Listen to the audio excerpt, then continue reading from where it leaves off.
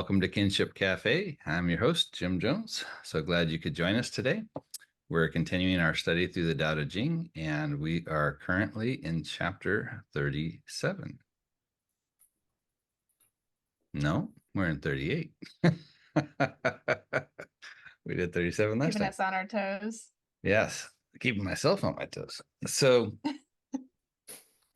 what's nice about this, or what's unique about this one, is we're kind of shifting between the two main divisions of how the Tao Te Ching is situated. So typically, the first section is called the Tao, and it covers chapters 1 through 37. And then the second half is called the Da, and that covers chapters 38 through 81. And hence the name, the Tao Te Ching, Jing simply meaning classic, or sometimes even translated as scripture. So we just kind of wrapped up the section on Tao that had a fitting conclusion to how it was looking at the concept of Tao. Now it's really going to kick off with a presentation on Da, and it's very interesting. So let's go ahead and jump in here. So first, let's look at the character, and also. You know, if you're in a translation that translates da with a T, it'll look like te. It's still pronounced da, but it's just a prior way of transliterating from Chinese into English. But the character that we're looking at here is made up actually of several different Chinese characters that are kind of put together into a single character to help bring out a particular concept. And that's not always the case. Sometimes a combination of different Chinese characters is to let you know how to pronounce things. In this case, it's really combining different thoughts into kind of a new thought, or a combined thought, let's say. So if you think about this as kind of two halves, first off, you'll notice that there's kind of two downwards swoops to the left and a vertical line. That's one character. We're going to set that one aside for the second, and we're going to just look at the other, the right-hand side of this character. So at the top there, it looks like a cross or a plus sign. This is the Chinese character for 10. Just beneath that is something that looks like railroad tracks. And this is the Chinese character for I, which is interesting because it's turned on its side. Normally it would be vertical. And then underneath that is a straight line, and that would be the character for 1. So the first part of it is pulling together this idea that there's essentially like 10 eyes, or 10 sets of eyes, that are all looking at the same thing, and the one, and they see it the same way. So the idea is that there's consensus, that there's clarity, that this is an actual way of perceiving something, as opposed to being influenced by, illusion or delusion. It's this idea that this is actually clarity, that this is actually correct vision. And then the symbol at the bottom that kind of looks like 3 teardrops with a little swoosh, this is the character for heart or mind, and it's kind of used interchangeably in this context. So the first part of this, we could look at it as understanding it as perfect sighted heart or mind. And then if we now look at the character on the left, this is actually the character for either taking a step or walking. And so the idea is that you've got this perfect sighted or perfect hearted walking, or being, a way of existing. And so the concept of Da, then, if we're thinking about it in conjunction with Tao, is Tao, recall, is the way of essentially the universe. It's elevating what typically was being argued within Chinese philosophy as a variety of possible Taos, or ways that people can be in a philosophical sense, specifically within the Warring States period, trying to figure out how to navigate their way out of the mess of the social chaos that was going on. So if by the Taoist elevating it above the level of just simply the human constructed ways, but to more of the cosmic way, something maybe more like what we would call the laws of physics, it is suggesting that there is a way that things are that we can't not follow, but we may resist because we have minds as humans. We can choose to do things contrary to, or at least attempt to try and do something different or contrary to the way things are. So, Da, as an expression of Tao, would be a way of perfectly uh, emulating or acting in accordance to Tao. And so Da is often used to talk about nature. Because if we think about a tree or a dog or a river, all these things are going to be perfect in their actions in terms of how they relate to Tao.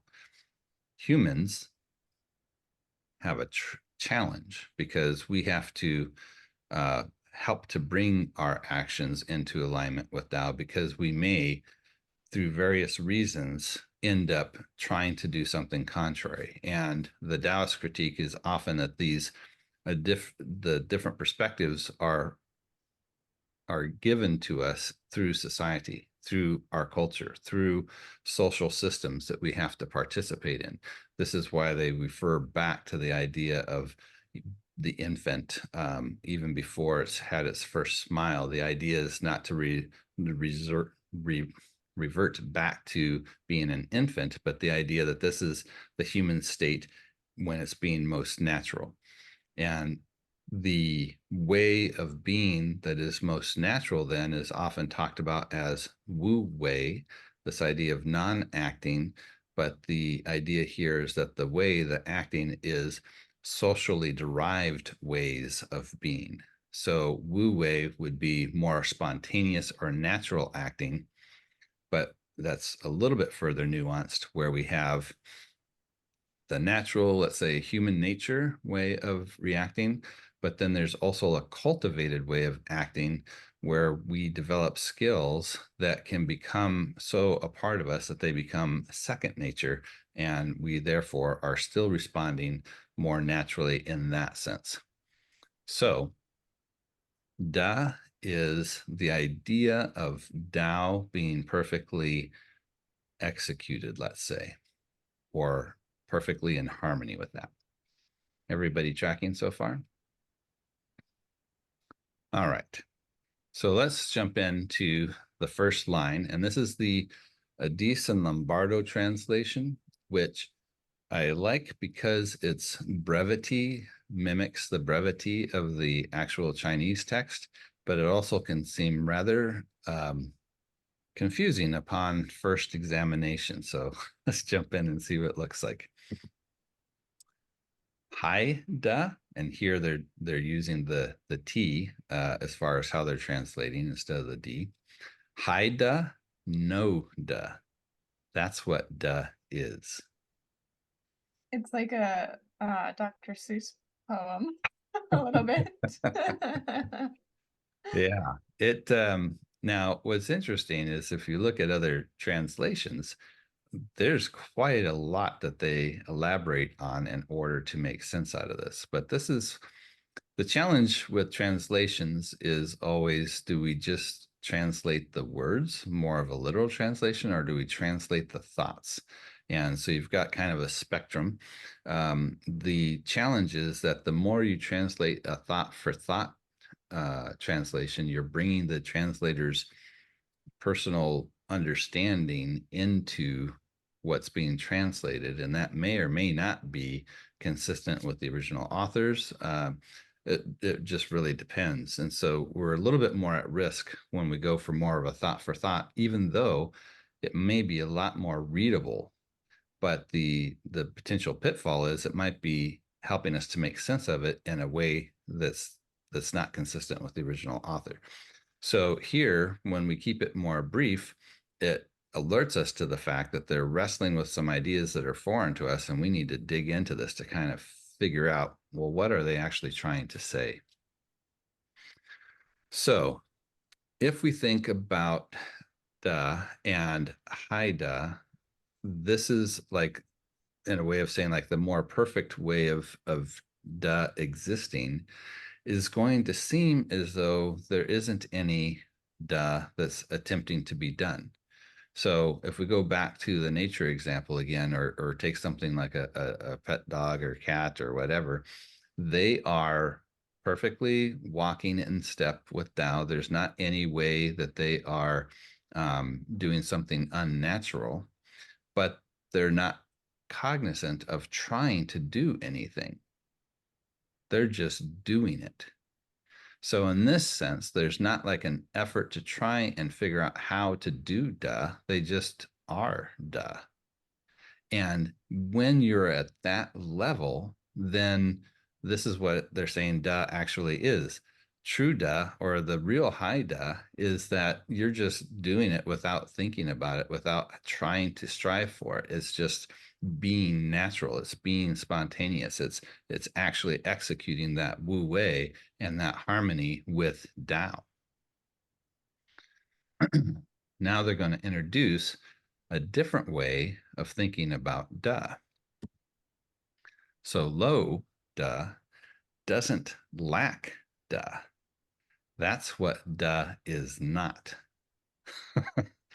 So if we follow through on the thought here, we're we're venturing into another one of the Taoist critiques, especially against the Confucian schools of thought and some of the others, that there is a way of thinking about Da that is closer to how we might think of the idea of virtue. So if we step back for a second and think about Tao, Tao for, let's say, the Confucius or some of the other thinkers is a particular way of being. It's, let's say, it's a philosophical perspective that they are offering for someone to follow. The Taoists would say that the real Tao is above human construction. It's at the level of how the universe actually functions. We could say like gravity, and we don't have an option to follow gravity or not to follow gravity. So that opening line of the Tao portion of the Daodejing says, the way that can be followed is not the constant way, because if it can be followed, it means it can be not followed. It's a humanly derived way of thinking about the way. So it's stepping above that. If we think about Da in this context, that high Da is one that is that spontaneous, natural way of following Tao. Low Da would be kind of equivalent to the human derived Taos in the sense that there's a human derived ethical standard that someone is trying to achieve in terms of this like virtue. And so in this case, when it says it doesn't lack da, it's this idea that da is something that's being strived for. This is something that actually is before the person in terms of like a goal. But when you start to look at da from that perspective, it's saying, actually, this isn't what da is. That's what da is not. It's very fascinating the way they word this, because it really gives you a lot to chew on and ponder. Definitely gave me a lot to work on over this last week, how to uh, really wrestle with some of these phrases. So he's going to expand this a little bit more then and bring in some of these concepts we were talking about. So those highest in Da take no action. And again, this is the Wu Wei that we've been talking about. And it concludes by saying, and don't need to act. So if we're thinking about Da as a spontaneous, natural way of being that is in conjunction with Tao, then there's one, not a goal that they're trying to achieve by trying to do Da. And also there's not anything that they're trying to accomplish in terms of a particular thought of way that they're trying to engage in this action. And then in contrast to low da says those lowest in da take action and do need to act. So we want to notice this parallel that's being made here between take no action and don't need to act, and take action and do need to act. there's going to be a couple of additional parallels that happen here.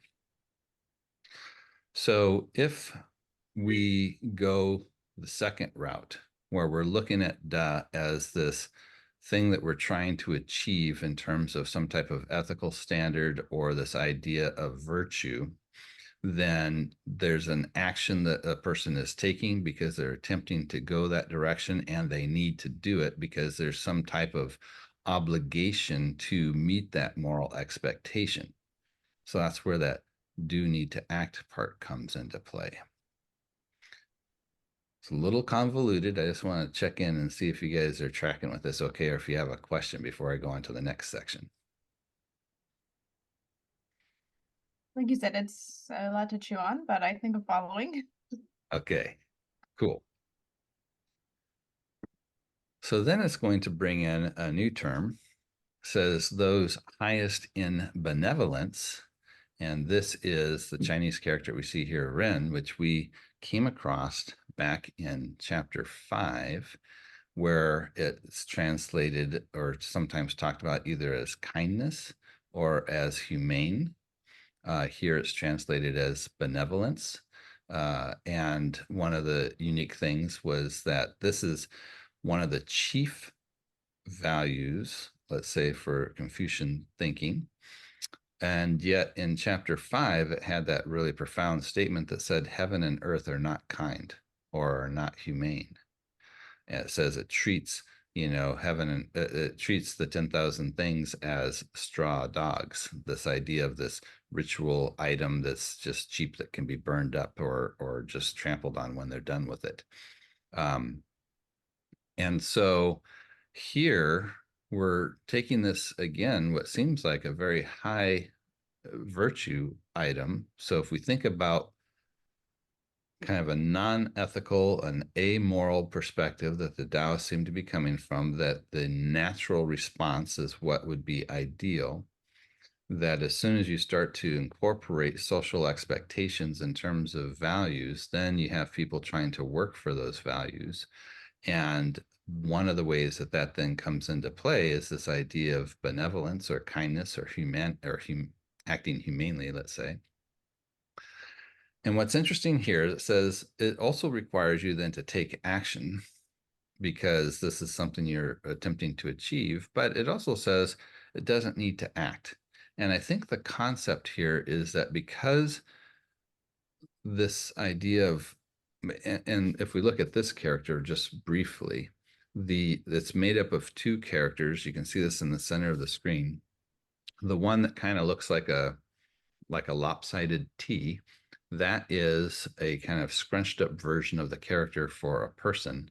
And then next to it is the Chinese character for two. So it's this idea of a group of people. And so it's this idea of this, we might even say like love of humanity. This is how that idea of kindness comes into play, and acting humanely and so forth. So if someone has developed a sense of care for the broader human realm, right, for humanity in general, then they might not necessarily feel like they're having to choose to act. They might just be acting again out of instinct in the sense that they have this care or compassion or concern for the greater human good. But there's still this idea of taking action that puts it into this realm of moral or ethical activity for the Taoist interpretation here. Then it says those highest in righteousness, and this is a term that gets translated a lot of different ways. Sometimes it's translated as justice and so forth. But if we look at the character, and this is a character Yi, it is made up again of two different characters. It's kind of top and bottom. And the bottom character, Wa, is the character for self or I. And the character above is Wang, which is for king. So it's literally spatially putting somebody underneath the king. And the idea here is then talking about the obligations that exist within a social hierarchy of a particular group, or more of group dynamics in terms of what is my responsibilities within that. And so here's where that righteousness or justice concept comes into play, is if we're now within some type of community, what are my responsibilities within that? And here we see that there's within this context of kind of group dynamics, there's definitely the need to take action, but there's also the need to act. There's prescribed ways of doing things that need to be taken into consideration. And then it goes one more down. Even though it says highest, it's still talking about kind of, we're seeing kind of a devolving, let's say, from high da to low da to benevolence or or kindness to righteousness, and then now to propriety, which is actually often translated as ritual. And the character here is to the, it's kind of divided in two things here. On the right hand side is more of a depiction of a sacred vessel, and then to the left is, in its various ways I've seen this talked about, but kind of the idea of speaking forth something about like what would be this sacred way of doing something, or we could say ritual. So it could be ritual in the sense of religious function, but it can also just be ritual in terms of how you exist in society. Like we have all kinds of them. When we greet somebody, we might shake their hand. We might have like a thing you would say, like, how are you doing? All of these things aren't necessarily things that we genuinely mean per se, but they're just ways that we know that this is a way that you're supposed to conduct yourself.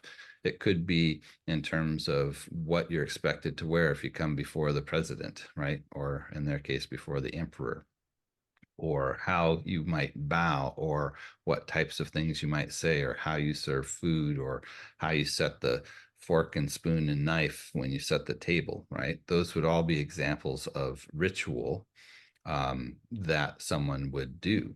And here, the Taoists are saying this definitely requires taking action. There's a lot of thought that's going in here. And in a real sense, this has now become very externalized. So if we think about Haida as spontaneous behavior, this is definitely something that's interior, that's either just naturally born or cultivated. Then you've got Loda, which is still something that's coming from inside, but it's a little bit more forced and it's trying to achieve something. Same thing with benevolence. It's something that comes from outside, but there's a way of trying to be humane.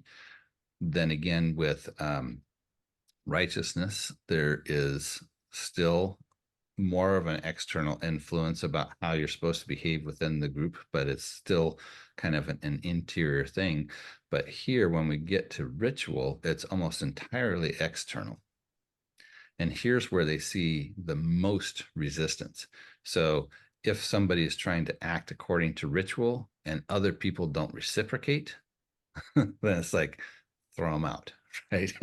You don't come dressed properly to court, you're out of here, right? It's like, it becomes a little bit more coercive, obviously, in this case, and a lot more potentially even could be looked at in terms of violence. So what we've just seen, they're going to now illustrate very clearly. It says, therefore, lose Tao and Da follows. Now, Da, in this sense, we would want to think of as that low Da, that idea of Da in terms of virtue. Lose Da and benevolence follows. Lose benevolence and righteousness follows. Lose righteousness and propriety or ritual follows. And then again, propriety, ritual, dilutes loyalty and serenity. So we might think of these as kind of like natural ways of interacting with other humans. And it says that this is like the beginning of confusion. So if we've gotten to the point where we're stuck in ritual, this is really far removed from that natural state of where Da should be. Then this is a interesting line here. It says, foreknowledge glorifies the Tao. Stupidity sets in. Now I brought in another translation here because I think it helps to flesh this out a little bit more. because this idea of foreknowledge might actually go back to an earlier practice within classical, well, even before the classical period in China, where they would attempt to do divination in various ways, whether it was uh, basically taking bones either of a turtle shell or like a scapula or something along those lines, carving different characters on it and then placing it in heat, and it would crack, and then based on where those cracks went, they would use that to divine what was going to happen or how to look at the future in some way.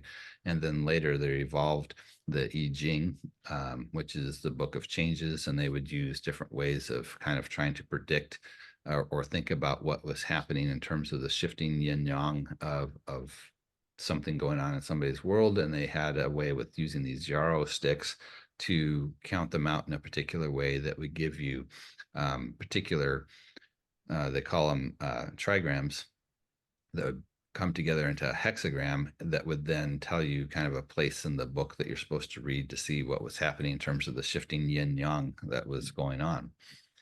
So Laska's translation of this says, divining the future is trifling with the way. This would be with the Tao. And this marks the onset of foolishness. So it's definitely, in both translations here where it talks about stupidity setting in, this idea of trying to figure out how to predict the future, or maybe the idea of having such confidence in how things are going to unfold that you have the you feel justified in implementing these social patterns, such as the rituals or the other types of form of morality that are supposed to be enforced, is coming with a certain amount of hubris that you have an understanding about the future. So here they're saying, if you're coming from that perspective, this is foolishness, this is stupidity. You shouldn't be trying to approach it from that direction. So then it concludes that the ideal person dwells in substance and not dilution. So again, big Taoist concern. How do we see clearly what is, as opposed to looking through the common filters of, societally enforced ways of looking at things, or traditions? How do we get past that to see what actually is? So here, the ideal person, or it could be even looked at as the sage, is trying to understand the substance of it, not the delusion, not the veneer, not the illusion, maybe even that's been set up by others. And continues that he's focusing in reality, not in glory, not being deceived by, self-interest or flattery, something along those lines, and then accepts the one and rejects the other. And this is the beginning then of the section on Da. A lot of stuff in this one, but I think it makes sense to kind of go through it kind of quickly to kind of look at all the different pieces. But now maybe we can kind of have some thoughts or see what you guys think about this. I agree that it's stupid to try to predict the future, but it is very hard to not do that, I feel like, because you want to know where you're headed. But at the same time, there's no way for you to ever be right about knowing where you're going to end up. So, It's almost like an accident if it happens, right? yeah. Whoops, it happened as I predicted it would. Yeah. Well, um, there's yeah. predicting the future, and there is planning for the future, right? Like if you talk about Yeah. I have a goal and I'm going to work for that goal and I'm going to get the goal, versus, tomorrow there's going to be an earthquake or something. Right. Yeah, for sure. So one of the key themes that is developed in this is really kind of a rejection or pushing back on the idea of morality and other values that tend to be very commonly, respected in terms of, virtue, kindness, justice, even, propriety. And all of this is being really rejected as kind of a devolving from that natural state. How did that strike you? Because normally, talking about kind of an amoral system can be rather disturbing for a lot of people. How did this resonate with you? It was, and personally, I mean, I grew up with Christianity, which is all like, people are inherently evil and sinful. And so, which is, and I think, I mean, this wasn't reacting to Christianity, but this was reacting to Confucianism, which has a, as far as I understand, has a very, humans need to follow these rules and these practices and these customs. And if you don't do everything just right, then things fall apart. Whereas Tao is like, everything naturally comes together. It's all your attempts at systematizing it that are the problem. So I think, and I think the bit about the future was, divination was a huge part of traditional magic. Like there were whole priesthoods who do that, and it was big. Well, it was big business. Getting getting the omens right for the king or the priests or such, and when they didn't go well, then you wound up with a bunch of dead fortune tellers. So I think Tao seems to all be about living in the present. Hmm. Like it's not like the focus is on the individual living in the present, not the past, not the future, not anywhere else, but just the present. Yeah.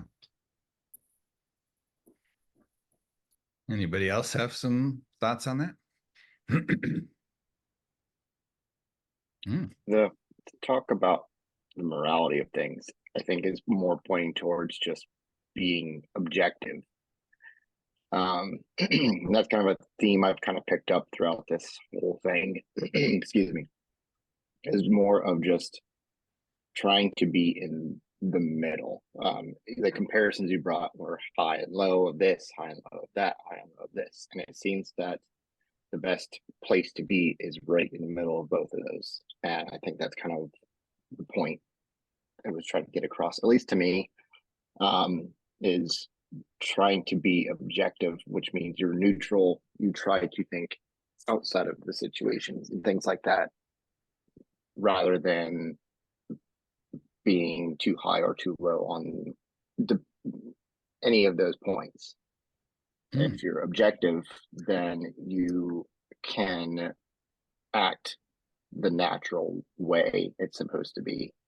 So, for example, like planning for the future is dumb, or like looking into the future is considered dumb because you can't see it. But looking into the past as well is also dumb because you can't control what happened. So being in the present, right in the middle, is where you need to be.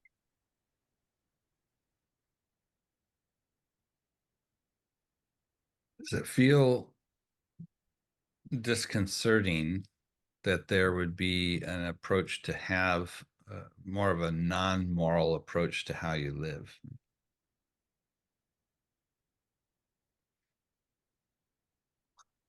I feel like it's, for our day and age, it is feeling that, because like to Dave's point, I was grown up as Christian, so you are kind of like, morals are like beaten into you as you grow up. So basically, like, if you don't do this, you're bad, and everybody else that does this is bad. So I think it's hard to take yourself away from that because it's been ingrained in you. So in my mind, it makes sense, but it's hard to detach from the moralities. So as somebody who grew up in that context, where, in your words, it was kind of beaten into you, obviously the idea of it being beaten into you is this idea that there's kind of a forcing, right? That it's not just an easily adopted, but what were some of the consequences of being forced into this moral framework that you saw or experienced? Well, so mine was more like mm, it was never physical anything. It was more of like, um, you say this, you're going on timeout. Like, we don't say Mhm. this around here, you know, and Right. like you were treated badly on in some cases of like, that's not how we do things here. And you were kind of, I don't want to say shunned, but like you were treated appropriately as if disciplined, I guess is the best word. Of no, you don't say that. You don't say these words. You don't think this way, or you will have repercussions. And those I can't say it. Were different depending on what the object was. Yeah, and I think you really hit on some key points there when we're thinking about moral questions. Uh, when you said, we don't do this. So what's being communicated in that is that there's a we, there's a group that is defined by behaving in certain ways. And conforming to those ways of being is where we're going with the idea of the morals. But the moral language becomes essentially kind of like a, this is not exactly the right word, but it's kind of like a bully stick, right? It's the thing that is trying to get you to conform to a certain shared way of being that helps to reinforce more of a cultural or a group identity. And this is like, the trick here is that those are actually important things, because we do have to have certain things that we share in common. If as humans, we can't just exist by ourselves. We are social by our nature. We need each other for almost everything. You know, we can't bury ourselves. We don't give birth to ourselves. When we're very young, we can't even feed ourselves. And maybe when we're old, we can't feed ourselves. And everything we do in between, whether we're talking about you know, a common currency or a common language or common ways of being able to travel, all these things require other people that are involved and in some way coordinating with that, right? So for our higher ideals of even communicating, there's a language that is, in a certain sense, arbitrary. Like, why do we speak English instead of Chinese or any other language? Well, we happen to be in this part of the world and this is what they speak. So it's ingrained in us that this is what we do, this is how we talk, right? And because of that, now we've got this shared way that we can engage with each other that allows for a lot of things to happen. By having a shared currency, it enables a way for us to have exchange with other people in a way that can be trusted. Um, List can go on and on in terms of where those things are important. When you have somebody, well, let me just back up. There's one other piece of this too, which can seem much more trivial, right? Because we can get into, like I said, table place settings or how somebody dresses, hairstyles, all kinds of things can become part of this cultural makeup that defines like what kind of people we are. Even the example I like to use a lot is how we hold a fork. Again, we could ask the question, well, why does it matter how you hold your fork? Because the goal is just to get the food into your mouth, right? So what is the point? The point is it telegraphs to those around you that you've gone through the same process of enculturation, that, yep, I'm one of you. You can have some type of assurance in all these little tiny things that have been enculturated into me, that I also understand these other things. If you come and ask me a question, I'm not going to just punch you in the face, ideally. Right? I mean, there's propriety, right? There's these rituals that we have that give a certain amount of security for how we're going to interact with each other, even though we don't know each other. And this is part of the problem that you have when you move from, you know, more of a hunter-gatherer stage of human existence, where it was everybody knew each other. It was, in fact, mostly related to each other. versus now where we're engaging with people we've maybe never seen before, strangers. How do we do that? Well, we have a certain amount of confidence that they've gone through that same process. We can tell by the way they hold their fork, by the way they dress, by the way they talk. If they're doing something different, it can start to create a little bit of anxiety because they're not wearing their clothes the same way, or they're not, eating the same way, or they're not using their words. They might be English, but they're using them in a way that's very different from the way that I understand how to use them, right? So that subtle concern then brings up questions about, well, what else don't they know, right? What else might I be surprised with if I interact with them? So I kind of stepped through this a little bit because it's really important when we're thinking about the bigger picture, why somebody like Confucius or any of the other philosophers at that time would put such a high priority on these things. We can at one point try to belittle them because we think, well, these are superficial and pointless, and they interfere with how we would normally be. But when you're talking about larger groups of people that need to figure out how do we do this living thing together, then there becomes a little bit more of you can see where the point comes across that Confucius would say that, if we would all recognize our role in society and stick to that role and follow by the rules, then that would take care of the chaos.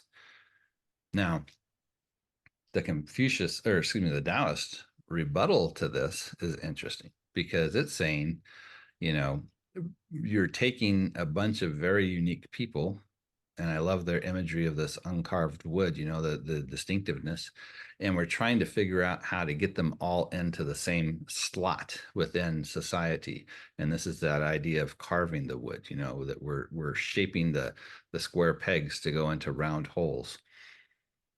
Then that's beneficial at the cultural level, at the society level, because if everybody fits into the pegs, then all the systems can work and everything can transpire.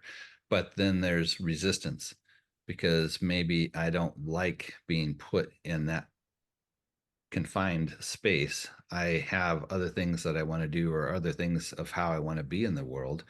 And so the Taoists would say it's that resistance that comes from trying to bring about that conformity, which is where ultimately you're getting, the violence of the warring states period, the social unrest and chaos.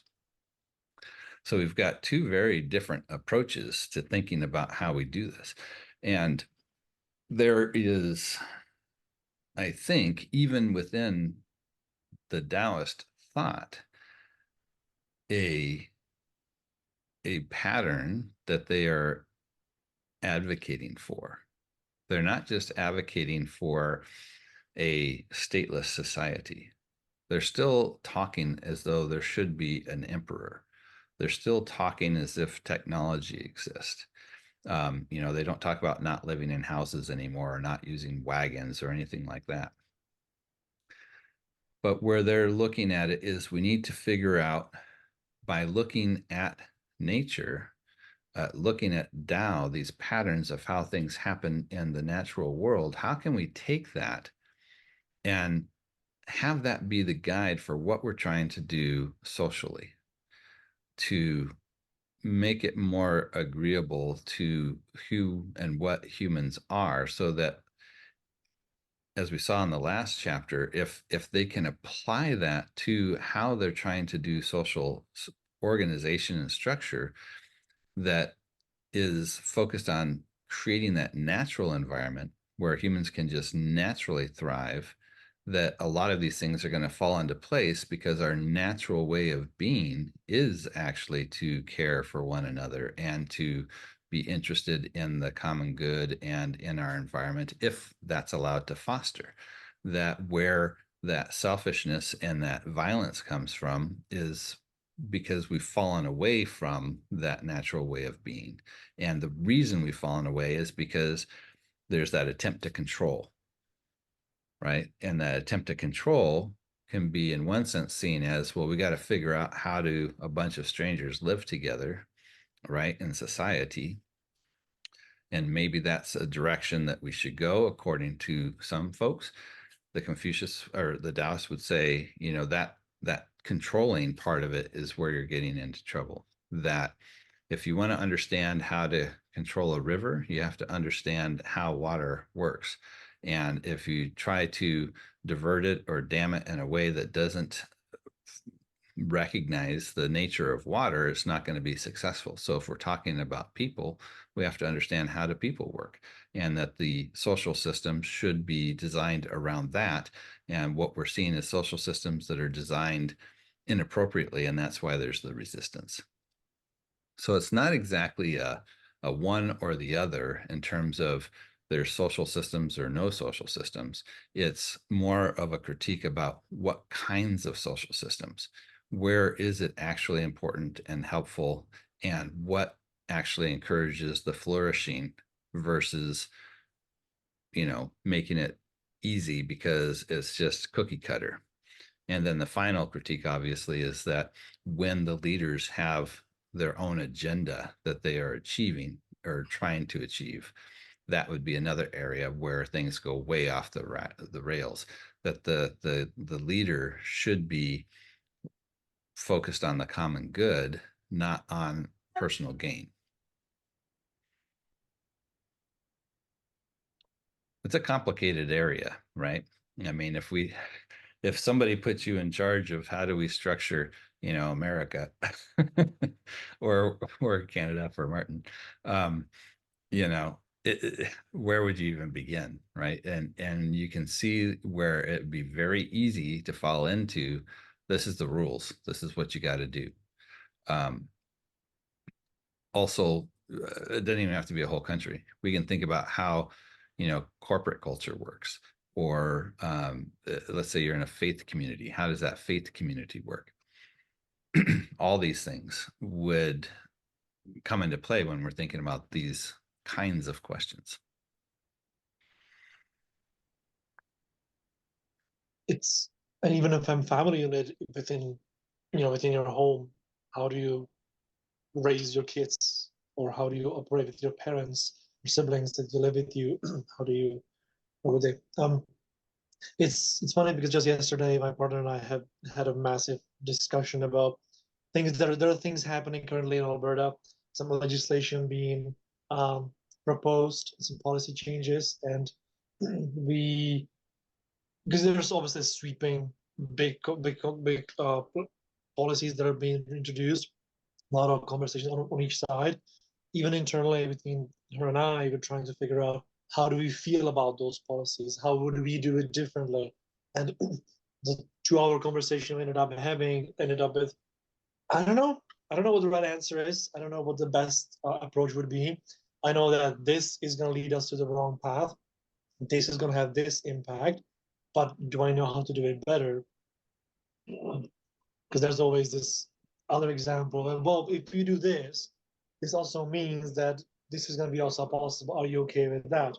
Well, not really, or maybe yes. Maybe I need to change my whole, and I don't know, say belief system, but maybe I need to adjust my whole approach or vision to the problem. That maybe I need to be okay with this and things like that.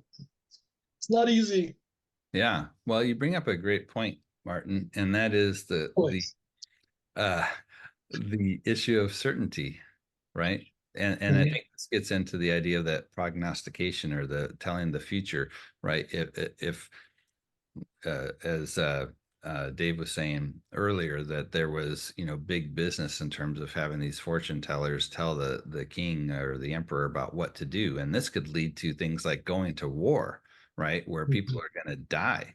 And what kind of confidence does that require to make those kinds of decisions? So I think, to Martin's point, if we're going to really try to see clearly, we have to recognize our degrees of confidence, which would mean, recognizing we shouldn't really have the confidence because we can never know everything about any situation. There's always other sides and things we haven't considered, and implications that were unexpected, dependencies we weren't aware of. So we need to go into how we think about activity or governing in such a way that it's always subject, or should be subject, to revision if we get new information that helps us to see that, oh, this was not quite right. You know, we need to be able to have some flexibility here. And that's probably, you know, the other key component that needs to be woven in, that idea of yin yang, that nothing stays the same, everything is changing. There is nothing constant other than the idea of change. If we really internalize that, it gives us a whole different perspective on how we think we can do things. Do we have the confidence to say that this is morally good or morally evil? Probably not. Right? So we need to have more of this flexible approach. Again, another big Taoist concern, you know, is that the plant that's young and green can bend and move and flex. The water moves and goes around, as opposed to things that are inflexible, and they end up being broken. I was kind of thinking on the other end of kind of Martin's point of deconstructing all of these policies and things like that, because when you think about it, you have like a natural disaster or some sort of traumatic event, building catches on fire, something along those lines, where all those social constructs disappear, laws, all of it, because that's when you see the most human come out of people. People that would have never chatted on a daily basis or interacted or anything along those lines would help each other or just talk to each other, make plans, whatever they would do, the human thing of we got to help each other get out of this situation, or we have to help this other person rescue this person, whatever the situation is. You hear stories of it all the time, like a CEO who gets trapped under a desk and a janitor comes and saves him or whatever, like people that would have never interacted on a normal basis because of like societal norms and practices and different rules that we have in place that are just useless. That's where you kind of see the most human nature come out. So then it kind of comes back into the play of we have these policies that come into place, and these policies are, do they truly matter? Because there's been a lot of cancel culture and all this other stuff going on over the past decade now, and it's over, in my opinion, a lot of it's over stupid things, stuff that really does not matter. And when it comes down to it, does this help the human race, or does it help other humans, period, or anything like that? And that's where I think a lot of this comes into play. Of we have all these social constructs, but 90% of them do not matter. I think to your point, Chaz, we can ask the question, who do they serve? And a great little book that you might want to check out if you haven't seen it, it's called Tribe. And it really addresses a lot of research into exactly what Chaz was bringing up, that when humans are in the midst of disaster, it brings out the best in who humans are and working together. Collaboration or cooperation is probably the human superpower that actually allowed us to become the dominant species that we are, not this idea of total competition. Not to say that competition doesn't exist, but you know, how we paint that bigger picture, if government broke down, is it going to be Mad Max, or is it going to be people trying to help each other figure out what's going on? If it's the Mad Max idea, or if that's being promoted, that could also be with an agenda that basically says you need us to govern, because if we don't, this is what's going to happen. So yeah, a lot of questions that we can ask about who do the different policies, like who does it serve, and is it actually for the common good, or is it for some privileged person's advantage? Well, if you're an American, it's almost never for the common good. Yeah. Well, I think that puts us at about time. If you have been watching this video and you would like to join us and be a part of this, you can go to www.kinship.cafe and register your email, and you'll get links to our live Zoom conversations that happen on Friday morning. And if you happen to be in the Southern California area and you'd like to join us in person, we also have the links for that that happen on Sunday morning. And with that, we'll see everybody next time.